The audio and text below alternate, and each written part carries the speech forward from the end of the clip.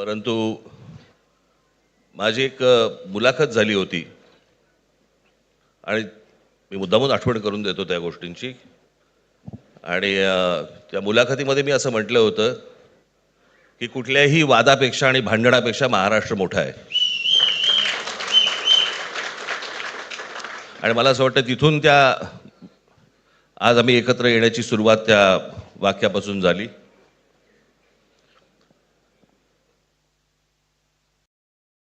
कोण किती जागा लढवणार, आकडा काय, हा नाही सांगणार तुम्हाला.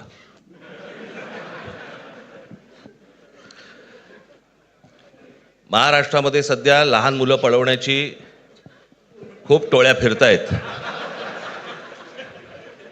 त्याच्यामध्ये 2 टोळ्या अजून जास्ती ॲड झालेल्या आहेत. ते राजकीय पक्षांमधली मुलं पळवतात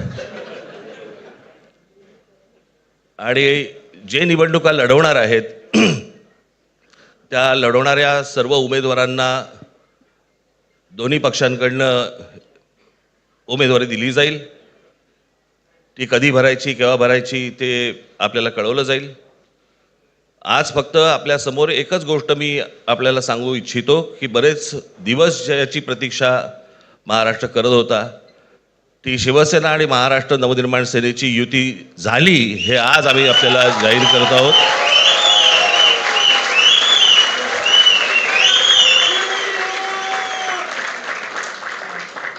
धन्यवाद.